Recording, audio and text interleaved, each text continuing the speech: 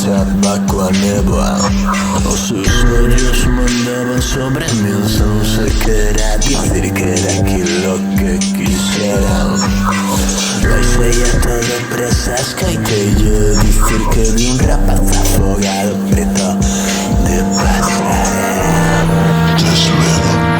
Non, logo botámonos a camiñar pola beira do río atarecidos con cierto sicilio.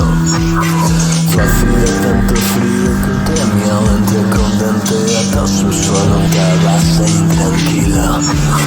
Saquei dos pitos que lle roubara mon pai con arrepiome de catar que os pasos do suso non saían do chan. Suso dixe xa chegamos, ímonos separar.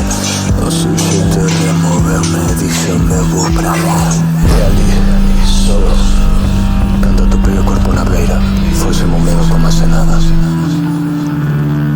Un rapaz das miñas proporcións, coa pel morena, a volta, tiña admirada a cara do Suso. O rapaz afogado era o Suso. Botei un rolizo longo como unha lombriga, néboas pesas e o vento fendía. Volvín de errar e caín, erguinme, corrín como unha besta ferida.